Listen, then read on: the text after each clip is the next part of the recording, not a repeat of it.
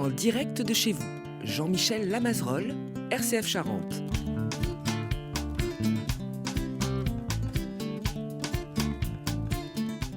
Bonjour à toutes et à tous, bienvenue dans En direct de chez vous. En direct de chez vous où nous sommes au château de Chalais, perché sur son éperon rocheux entre Tude et Vivronne, d'où il domine la ville de Chalais. Construit entre le XIe siècle et le XVIe siècle, ce témoin d'une histoire passionnée et passionnante qui, de Élie de Chalais à Talleyrand, a vu se succéder de nombreuses familles illustres de notre région jusqu'à Yves Lecoq en 2011 et enfin, depuis septembre 2025, la famille Théry. C'est donc avec cette famille que nous allons faire le tour de ce château. Et cette famille, c'est justement, comme nous dirait le papa Franck, eh bien, c'est une histoire de famille. C'est vraiment un projet. Et pour répondre à nos questions et faire la visite ensemble, eh bien, nous avons avec nous Thibaut et puis Guillaume Théry. Et je suis ravi de les saluer. Bonjour à vous deux. Bonjour. Bonjour. Alors, qui veut prendre la parole en premier pour nous conter un peu l'histoire de votre famille et de votre arrivée ici ? Alors, c'est vous Thibaut. Ouais, c'est ça. Donc, notre histoire de famille, c'est déjà une histoire qui concerne un peu tout le monde. Hein. Ça a commencé il y a une vingtaine d'années, à peu près 25 ans. Dans le cadre de restauration de maisons anciennes, dans laquelle effectivement on est arrivé, il n'y avait pas grand-chose. Donc c'est compliqué. Alors, je vais vous aider un peu parce qu'on a beaucoup discuté avec votre papa qui nous a dit vous êtes originaire de Lille et vos parents ont décidé d'acheter à côté de Brantôme. Et il nous disait que tous les deux, vous avez été bercés dans les pierres et dans la restauration des vieilles pierres. Et donc, vous êtes venus vous installer ici. Et qu'est-ce qui a fait que, Guillaume, par exemple, vous avez décidé en famille de reprendre ce lieu chargé d'histoire dont je parlais tout à l'heure? Eh bien, on a eu le moment où on a terminé nos études avec mes 3 frères et ma sœur. Nos parents nous ont dit, bon, on approche de la retraite, qu'est-ce qu'on peut faire ? On a fait des beaux projets de restauration dans le Périgord du côté de Brantôme. On voulait faire quelque chose de grand ensemble, à 7. Et donc on a commencé à regarder un petit peu des belles maisons dans le Périgord et on est arrivé petit à petit en Charente en visitant quelques biens et on est arrivé ici dans ce château à Chalais. Et là mes parents se sont dit mais waouh, qu'est-ce que c'est que ce monstre en face de nous ? C'est beaucoup de travaux, c'est très grand, qu'est-ce qu'on va pouvoir en faire ? Et un soir, on en a tous discuté en famille et les parents nous ont dit je pense qu'on a peut-être trouvé. Thibaut était là lors des premières visites et puis on s'est dit on y va. On passe à l'acte, on part sur ce château et on part sur une très très belle aventure. Alors vous Thibaut, comment vous avez réagi quand vous avez vu ce bâtiment ? On vient de l'entendre par Guillaume, mais vous ?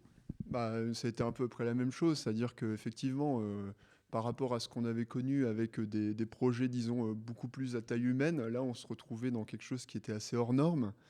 Et globalement, on est arrivé là avec un monument, quoi. On n'est plus sur une simple maison. Et effectivement, devant l'immensité du projet, au départ, effectivement, on peut être un peu réfractaire, mais on s'est trouvé face à une histoire qui nous a subjugués. Il y a le bâtiment, ce qu'il a connu, les gens qui l'ont habité. Et il y avait tout ce qu'il y avait autour, c'est-à-dire la vie autour du château.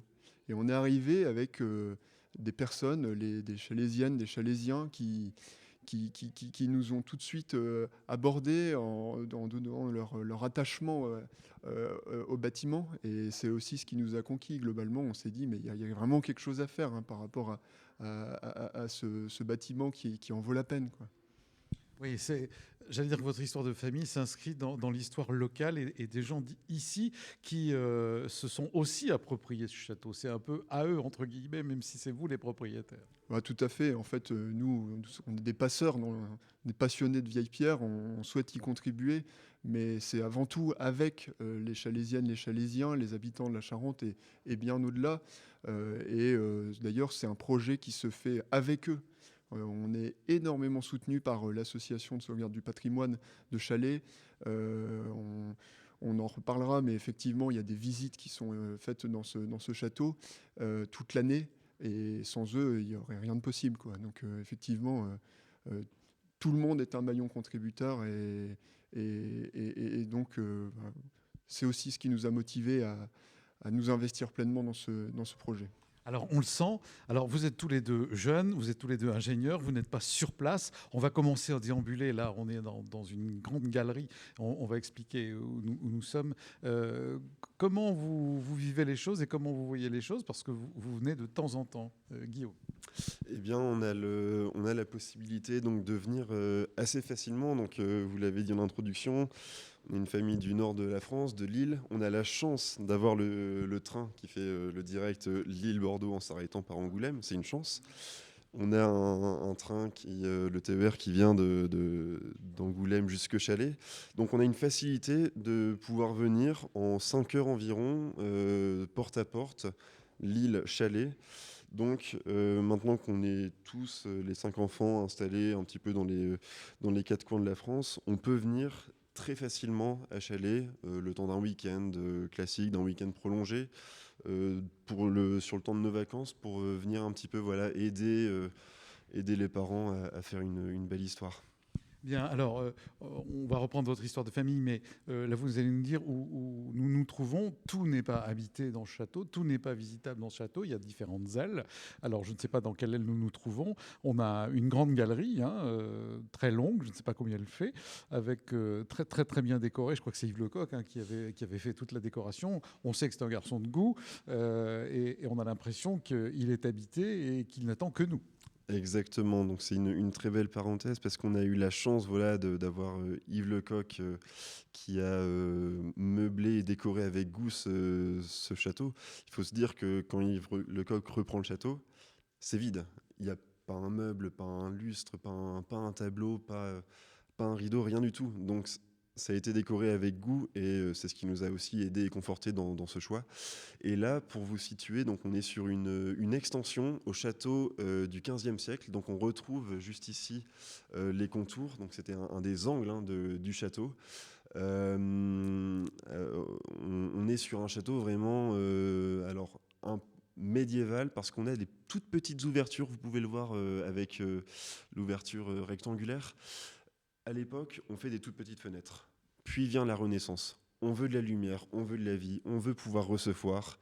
Donc on crée un bel escalier, on crée une belle allée dans laquelle on peut venir recevoir des visiteurs, des propriétaires d'autres châteaux. Donc on est vraiment dans la parade, dans l'ouverture, c'est la Renaissance. Il faut que ce soit lumineux. Alors c'est lumineux, c'est gracieux, c'est élancé. Les marches ne sont pas très hautes, on a l'impression de gravir une pente sans effort. On est vraiment... Et alors les escaliers sont larges, donc on imagine très bien qu'on peut passer pour les dames avec des grandes robes, etc. Enfin, bon, c'est majestueux et c'est lumineux et c'est aérien en même temps. Tout à fait. Vous l'avez très bien souligné.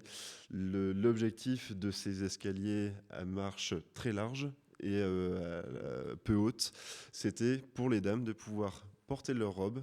Et à l'époque, rappelez-vous que voir une cheville, c'était quand même assez osé. Donc l'objectif, c'était de ne pas pouvoir voir les chevilles et pour les dames de pouvoir tenir leur robe de part et d'autre. Mais parfait, on y est. Alors où est-ce que nous allons aller maintenant, Guillaume ? Nous allons donc poursuivre. On monte, voilà. on gravit les marches. Alors Thibaut, pendant qu'on gravit les marches, vous allez me dire, vous parliez de cette association spécifique à Chalais qui ne regroupe pas que le château, mais d'autres monuments. Vous allez nous redire son nom. Et puis, comment on fait pour venir visiter? Parce que là, on est en train d'avoir l'eau à la bouche pour celles et ceux qui nous écoutent ou qui nous voient sur YouTube. Et je remercie Mathieu pour nous filmer, et Raphaël également. Comment fait-on pour venir visiter? Vous avez dit que c'était ouvert à l'année. Comment ça se passe? Eh bien, en fait, oui. Donc, il y a l'association de sauvegarde du patrimoine de Chalais, qui effectivement ne s'occupe pas que du château, mais de plusieurs lieux dans le secteur. Et donc, le château est visitable à l'année, en fait. De plus, la présence effectivement de quelqu'un en permanence permet l'ouverture au public à l'année. Donc, on est ouvert pour les visites individuelles, pour les groupes également donc, en sortant un peu du cadre de la visite, mais avec une vocation de recevoir et également d'organiser des événements donc, qui peuvent être donc, des événements type mariage ou bien d'autres types d'événements. Concert, entre autres. Tout à fait. Hein, donc il y a déjà eu un concert qui a eu lieu donc, début décembre.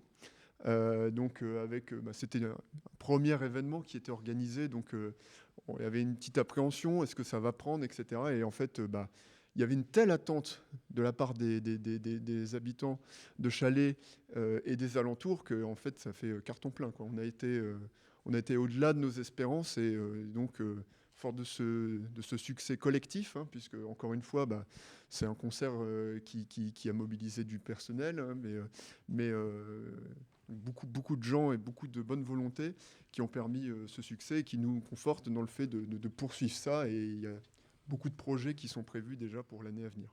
Bon, alors, on sent que vous êtes déjà, depuis si peu de temps, bien intégré. En tout cas, attendu pour une nouvelle aventure.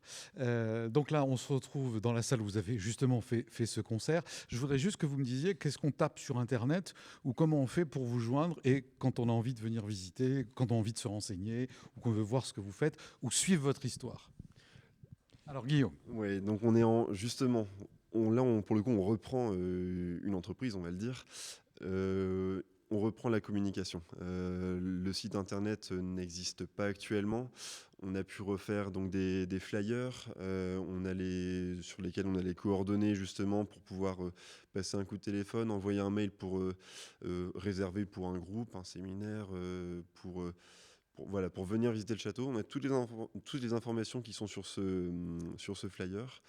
Et c'est l'objectif là sur le premier trimestre 2026 de pouvoir créer un site. Alors, c'est toujours dans l'objectif, ce qu'on veut faire, on veut bien le faire. On ne voulait pas faire un site qui n'allait pas durer. On veut faire quelque chose de simple sur lequel on peut retrouver l'ensemble des informations.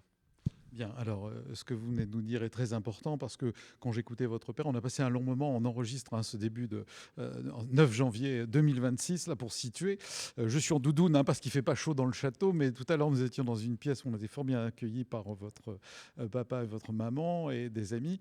Et il disait que vous étiez en train de découvrir. Hein, comme le site, vous avez raison de dire que vous ne voulez pas faire quelque chose tout de suite et puis qui tombe dans les oubliettes pour en faire un autre, vous voulez vraiment le travailler. C'est un peu l'idée de découvrir ce château et comment il vous parle. Thibaut, vous parliez de passeur tout à l'heure, eh bien c'est ça, vous vous inscrivez dans une histoire riche, très riche et en communion, j'allais dire, avec les gens d'ici et au-delà, et vous avez envie de construire petit à petit. C'est pour ça que je me permets de le répéter à celles et ceux qui nous écoutent parce que c'est pas simplement acquérir un bien et flamber, non, c'est être humble avec cet endroit et le laisser vous parler. Exactement. Ce côté 1, vous faites bien de le dire, on n'est que des passeurs. Derrière nous, on a la famille Talleyrand qui a été présente pendant plus de 600 ans dans ces lieux. Nous avons eu ensuite différents propriétaires. On a eu Yves Lecoq qui a œuvré énormément pour ce château. Et nous, on arrive, on est, comme Thibaut l'a dit, on est juste des passeurs. Humblement, on n'a pas non plus énormément de moyens, mais on a de l'énergie, on a de la passion pour l'histoire, pour la pierre. On est entouré par des gens formidables. On sait qu'on va pouvoir faire les choses. Donc, comme vous l'avez bien dit, petit à petit, on va faire de belles choses. Bien, alors on se trouve où là dans une des salles avec une cheminée absolument majestueuse qui a été fort bien restaurée et avec des patines alors anciennes. Hein, alors je ne sais pas si elles ont été refaites ou quoi, mais en tout cas, on est à l'époque, on a un plafond, on est je ne sais combien à 4 mètres en hauteur, je pense, avec de très belles poutres, des petites poutrelles, un plancher en bois par-dessus, enfin tel qu'on s'imagine, les grandes baies vitrées qui donnent sur la vallée. Je disais qu'on était sur un éperon rocheux, mais alors là, c'est particulièrement prégnant, on le voit. Et encore aujourd'hui, quand nous enregistrons, il ne fait pas très beau, mais c'est vraiment un endroit magique. Tout à fait. Donc là, on est dans une salle de réception. On a de la taille, il y a voilà, une cheminée qui est vraiment imposante, un peu plus de 2 mètres de haut. On a aussi des poutres qui sont décorées. Savoir que pendant un temps, on n'aimait pas trop montrer, lorsque le château a reçu des personnes âgées en tant qu'EHPAD, lorsqu'on a eu... pendant la Première Guerre mondiale, on a pu, des poilus sont venus ici pour être guéris. On ne voulait pas montrer des signes de richesse, donc on cachait les poutres. Et on a pu découvrir voilà, ces belles peintures qui sont d'époque. Donc voilà, on est vraiment sur un lieu de réception. On a ici des œils de bœuf, l'œil de bœuf dans lequel les domestiques étaient présents. Le propriétaire du château, le prince, levait le petit doigt. Les domestiques accouraient, que puis-je pour vous? Donc voilà, on est vraiment dans une salle où le prince accueillait ses convives. D'accord. Alors oui, il y a ces 3 yeux de bœuf. Et c'est comme un balcon où on regarderait la scène, en fait. Et les domestiques regardaient le prince et étaient prêts à intervenir. C'était eux, les spectateurs de ce qui se passait en bas. Où est-ce qu'on va maintenant? Alors maintenant, on va rebrousser chemin On rebrousse chemin. et repartir donc dans une partie donc au rez-de-chaussée du château, dans l'ensemble, dans la galerie, pour retrouver l'ensemble des salles qui ont été décorées par l'ancien propriétaire. D'accord. Alors là, on est dans une galerie qui est au premier étage de celle que nous avons, où nous avons déambulé tout à l'heure quand on a commencé l'émission. Et là, on va continuer en redescendant ce bel escalier, de découvrir l'endroit. Vous parliez de l'histoire de ce lieu. Comment est-ce que vous en parlez comme si vous y aviez été, hein? Vous me parlez des Poilus, vous me parlez des Talleyrand. Comment est-ce que vous vous inscrivez, vous, dans cette histoire aujourd'hui? Puisque, comme je le martèle depuis le départ, c'est une histoire de famille. Comment vous vous situez? Mais on a un devoir de se rappeler l'histoire et de transmettre l'histoire. Comme on a pu le dire, ce château, il était là longtemps avant nous, il sera là longtemps après nous. Il s'est passé des choses impressionnantes d'un point de vue de l'histoire, et je laisse les personnes qui voudront venir découvrir. On pourra découvrir ça pendant les différentes visites. Mais voilà, on est des passeurs de cette histoire, et on se doit donc de le transmettre aux autres. Et on a cet amour de l'histoire dans notre famille. Donc on veut se l'approprier et puis la restituer aux autres. Alors, il y a l'histoire de famille, et vous avez dit un mot très important. Eh bien, c'est une entreprise. Une entreprise, vous êtes tous les deux ingénieurs, vous savez ce que c'est dans des domaines différents. Vous dans la protection des risques, je crois, et vous dans l'aéronautique ou l'aviation, je ne sais pas. Donc, vous avez une approche différente, mais comment vous voyez la gestion entrepreneuriale de ce château? Eh bien, on a différentes composantes. On va retrouver donc de l'humain. Le service des ressources humaines, c'est notre famille. Donc on a vraiment la chance de pouvoir faire ça tous ensemble. On a un volet de communication vers l'extérieur, à l'intérieur avec les visites et les guides qui sont présents. On a un volet économique pour nous permettre d'avoir des fonds pour faire les travaux de restauration, parce qu'il y en a, et parce qu'on veut faire perdurer cette entreprise. C'est comme toute entreprise, il y a une partie économique pour pouvoir réinvestir dans l'entreprise. Et donc c'est un cercle, et ça nous permettra de faire de très très belles choses. Il y a la partie événementielle également que nous voulons développer. Et comme ça a été dit précédemment, on veut que ce soit ouvert, un lieu de vie, un lieu de rencontre, un lieu d'échange. Il y a un volet environnemental également avec le parc sur le Belvédère. Et il y a un aspect social avec les Chalésiennes et les Chalésiens, les membres de l'association pour la sauvegarde du patrimoine de Chalais, et puis même vous qui venez nous rendre visite. Donc voilà, énormément de composantes qu'on apprend aussi, hein. On est présent dans le château, depuis fin septembre maintenant. Donc on découvre toujours comment est-ce qu'on va pouvoir faire fonctionner cette belle entreprise.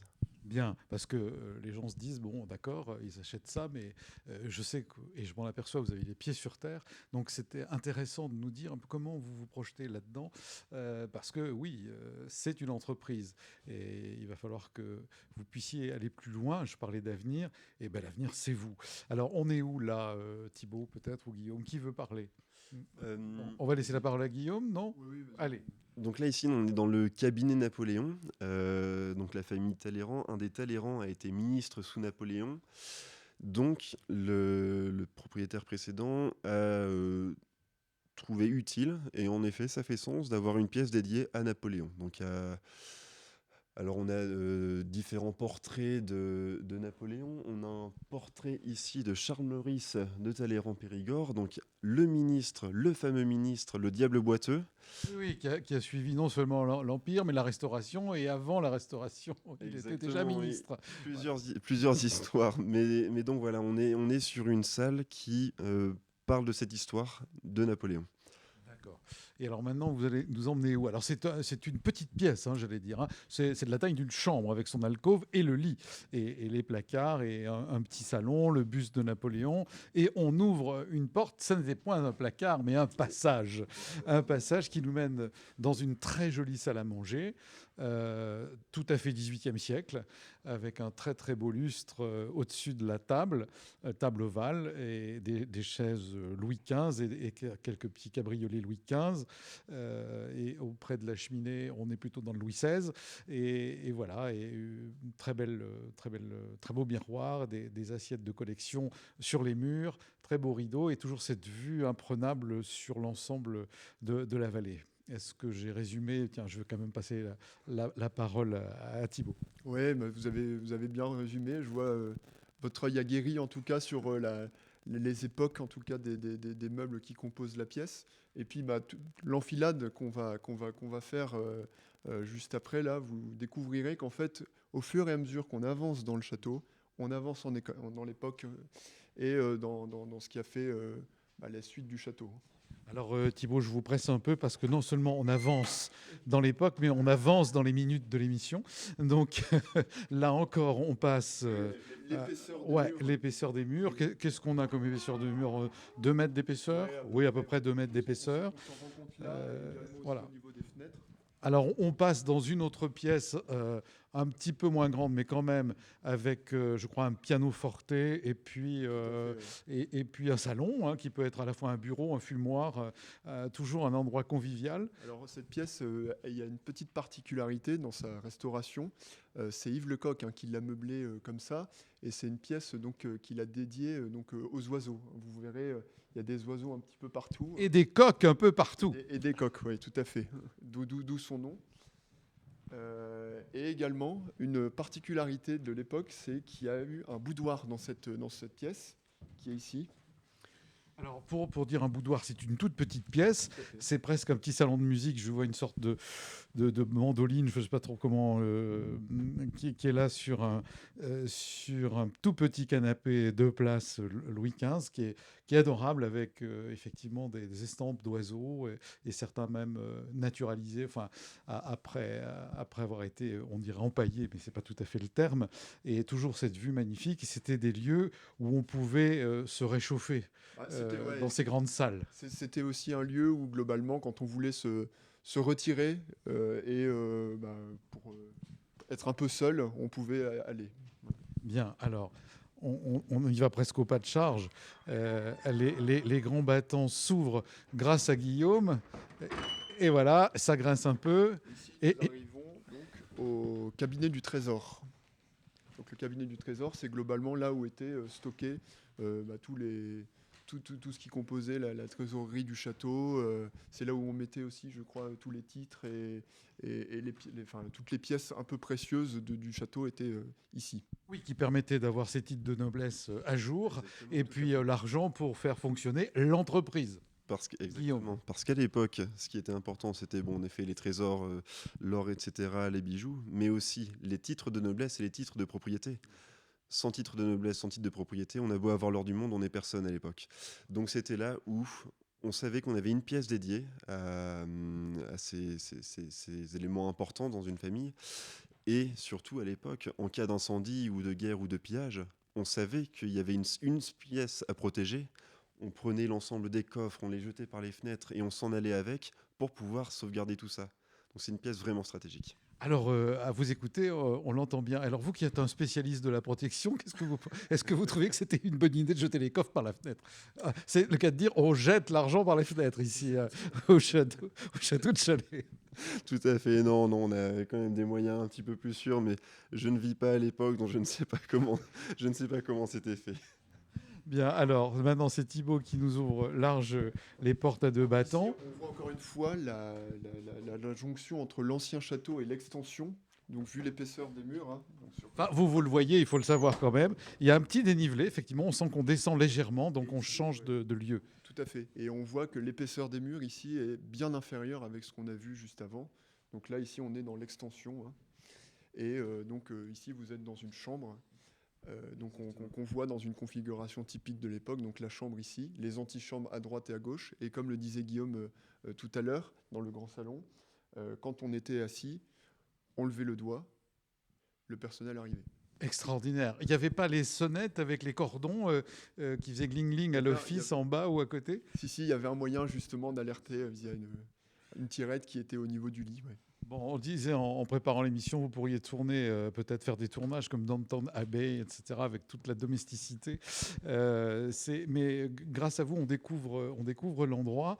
Il est, sans fin pratiquement. Hein. Bah, oui. Et vous avez de l'ouvrage, mais on peut souligner effectivement, comme vous le disiez vous-même tout à l'heure, que Yves Lecoq a fait un travail remarquable de meubles, de tentures, de canapés. Alors là, on a un piano quart de queue, une très belle style. On est plutôt dans un style Napoléon III, entre Louis XV, Napoléon III, des armes Requedio qui sont devant moi. Oui, tout à fait. Donc Requedio, en fait, il y a le blason des Talleyrand, hein, et des Talleyrand Périgord, bien sûr, et qui veut dire en fait rien que Dieu. Donc qui signifie au-dessus de l'homme, ni roi ni empereur. Voilà. C'est déjà pas mal sur RCF de dire ça. Je crois d'ailleurs qu'on va terminer notre émission là. Je voudrais simplement vous demander comment vous voyez les choses et qu'est-ce que vous aimeriez dire à nos auditrices et à nos auditeurs avant qu'on termine l'émission, Guillaume. Eh bien que nous reprenons cette belle entreprise, que nous avons la chance, encore une fois, d'être entourés. Cette histoire, c'est une histoire de rencontre, c'est une histoire de famille. On vient humblement, on n'est pas charentais, nous ne sommes pas chalaisiens. On voulait pas que ce lieu soit fermé, donc on veut l'ouvrir, on veut que ce soit un lieu de vie, de rencontre. On a la chance de pouvoir mener ça en famille, on a hâte de poursuivre cette belle aventure qui va se poursuivre sur une sacrée paire d'années. Très bien. Et vous, Thibaut ? Moi, je vais rejoindre un peu les propos de Guillaume. Hein, c'est qu'il y a un tel engouement autour de ce projet. Et le démarrage a été très bon. Les avis sont très favorables. Globalement, on peut dire que les feux sont ouverts. Et donc, on aborde ça avec beaucoup de sérénité, mais quand même de la responsabilité. Donc, au regard de tous ces projets amenés, donc, on a hâte de poursuivre ça. Et en tout cas, on invite tous celles et ceux qui nous écoutent à venir découvrir ce château. Le château de Chalais, à Chalais. Merci à vous deux, Guillaume, Thibaut, votre papa Franck qui nous a reçus, votre maman, toute la famille qui n'est pas à nos côtés. Et puis moi, je vous déclare ipso facto chalaisien. Et moi, je vous dis à la semaine prochaine pour une autre émission d'En Direct de chez vous. Je vous le promets, on reviendra au château de Chalais. À bientôt.